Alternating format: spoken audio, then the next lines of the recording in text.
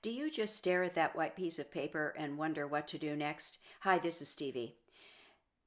I have that issue too. And I'm going to paint a pansy today and show you how I get started when I'm not really sure where to go. I like to flick some color on first, some water and some color, and just create some random shapes. And I'll show you how I'm going to do that.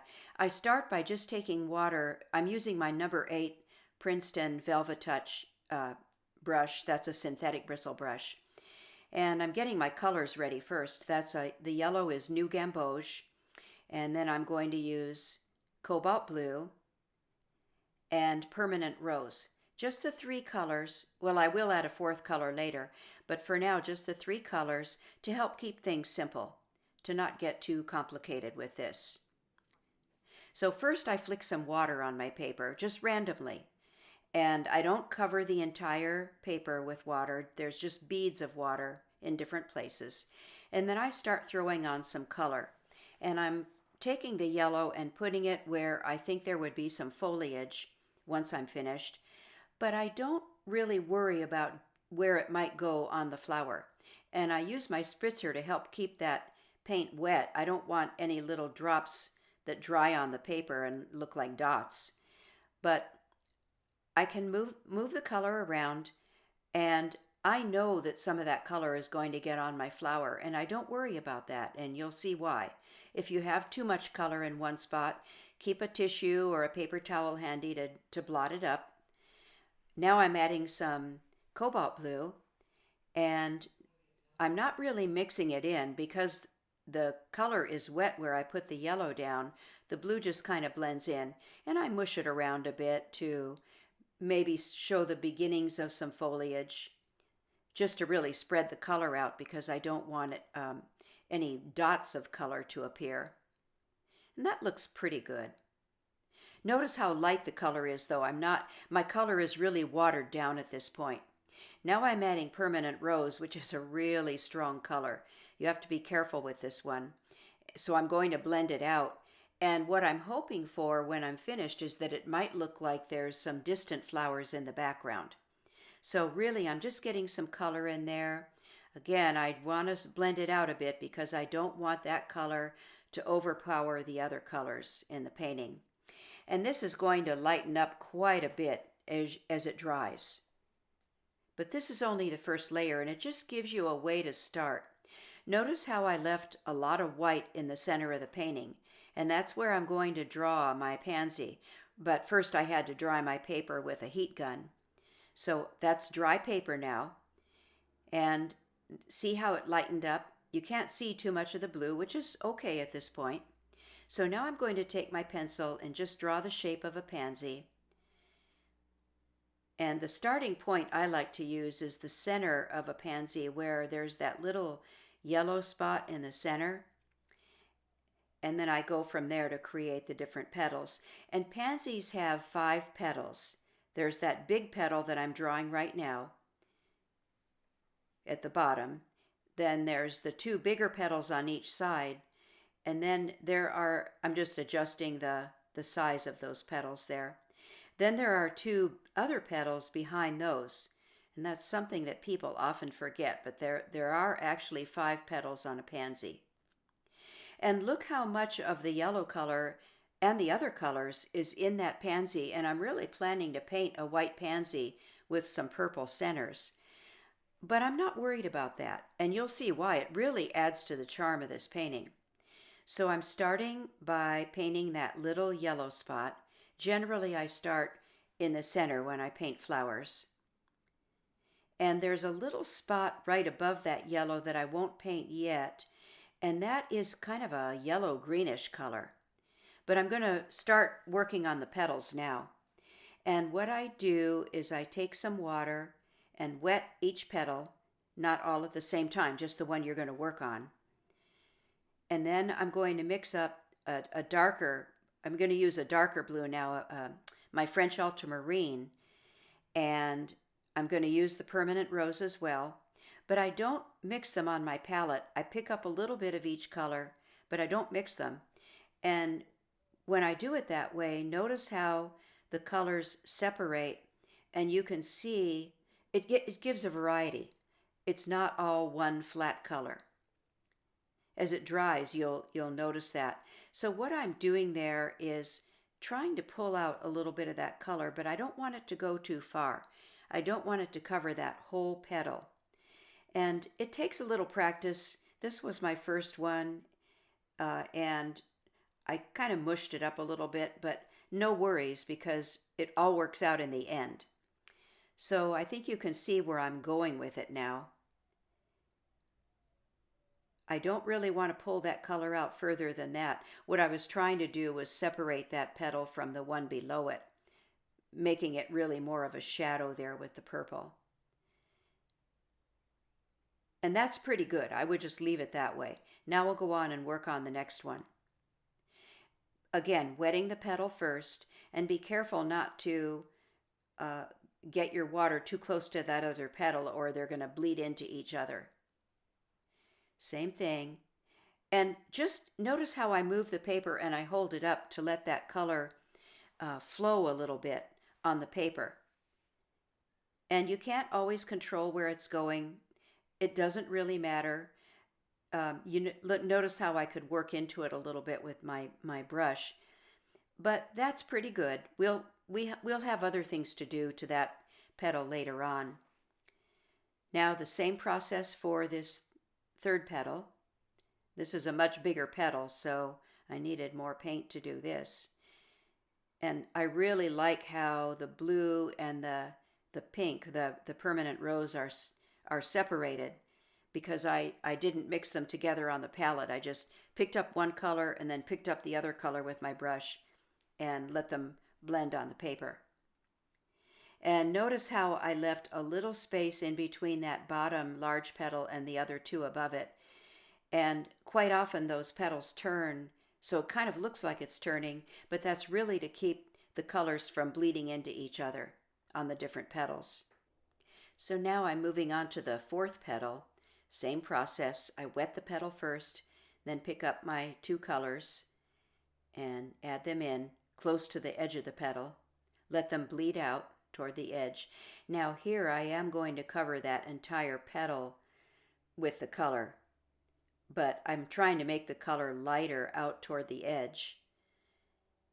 So I added a little bit of water with my brush and kind of floated that color out. And I'm just adding some color as I thought it needed it.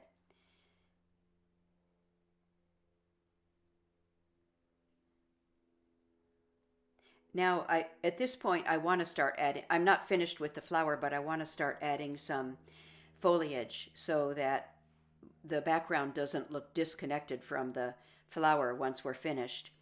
And what I was doing there was picking up, I used ultramarine blue and the new gamboge, and I'm picking up some color and dropping it in certain spots.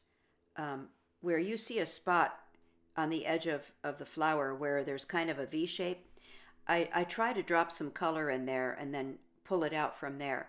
Notice that my darker green color is up toward the edge of the flower, but that as it moves away from the flower, it lightens up.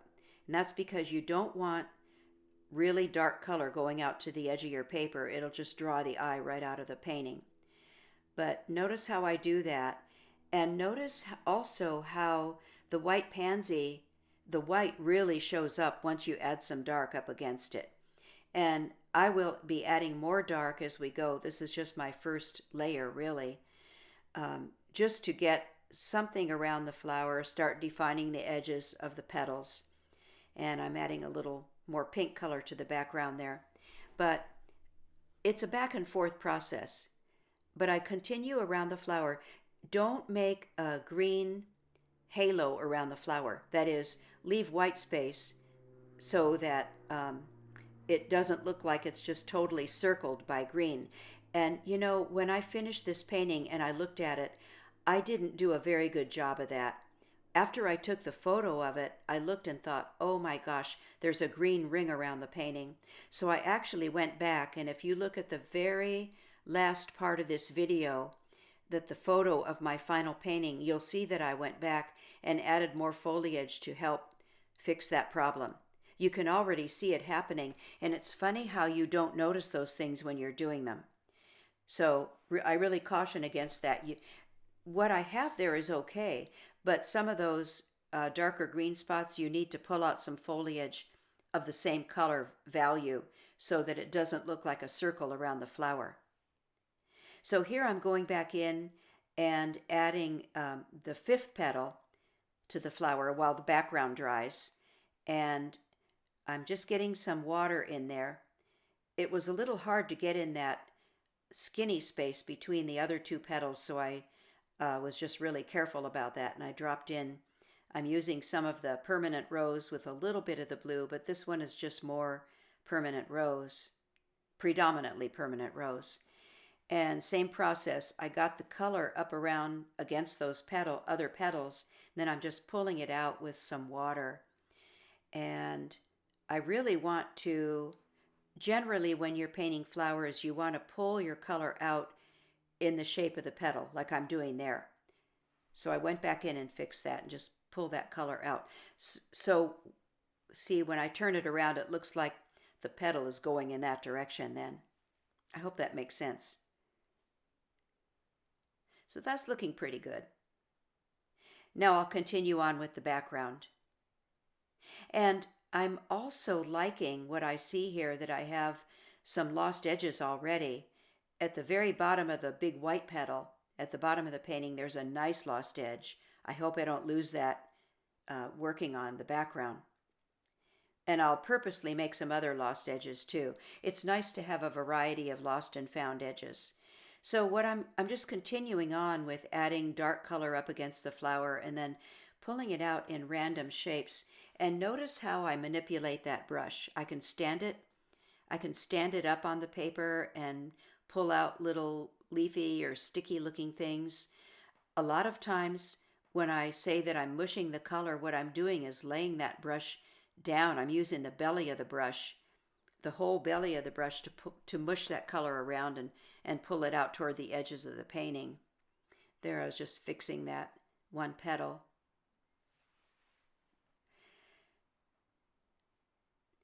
And I'm still going around looking to darken some areas up against the petal. Hopefully not a dark ring around the entire flower. I'm just looking to see where I think I need some more dark color. Oh, here I stopped to work on the center again. And what I was using was green gold, which is a light green. But you know, after I took the picture, I thought that was too much, and I wish I had used maybe a combination of yellow and a light green. Just a very little paint, more water and less paint to do that, because I thought those two colors were close in value. I actually went back and added a darker yellow, my permanent yellow deep, to separate those two colors a little bit. Now back to the background, just continuing on. And also with the backgrounds, leave white. Make sure that you don't just cover up all the white on your paper. It's just really charming to look at a sketch and see some white. And it's a hard thing to do. You always have to be conscious of not covering up all your white. Here I'm adding some shadows with my same blue and pink colors, but lighter, a lot more water. Just creating some shadows on the petals, and look how it makes the petals look like they're ruffled when you do that. So I just kind of go around, look for areas where I think it could use a little bit of shadow, a little bit of interest, and I'm blending those out. Notice I put the color down, but I go back right away and blend the edges so that I don't have any hard lines on those shadows. Just keep blending them out. And they're very subtle, but when you step back and look at it, it really does look like the petals are in that they're ruffled.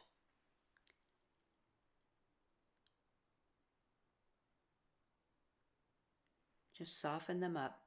That's looking pretty good now. A few more on this one. Softening them out.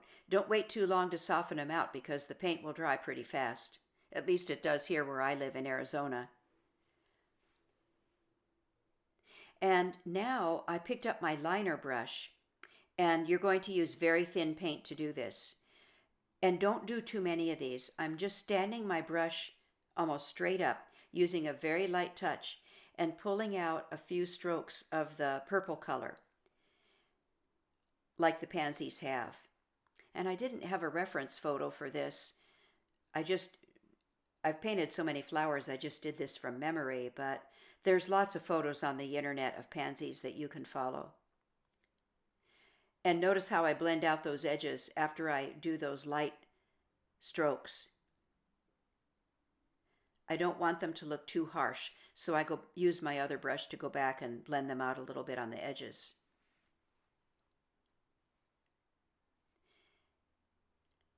Just a very light touch. You might practice that on some scratch paper first before you do it on your painting, just to get the feel of it. And there we go. Looking pretty good. So now if you look at my pansy, the way it looks now with the green ring around it, and then you go to my final painting, which is after I fixed it, after I did the video, you can see the difference. See what a difference that makes? Thanks so much for watching. If you like this video, please give it a thumbs up and think about subscribing. Thanks again.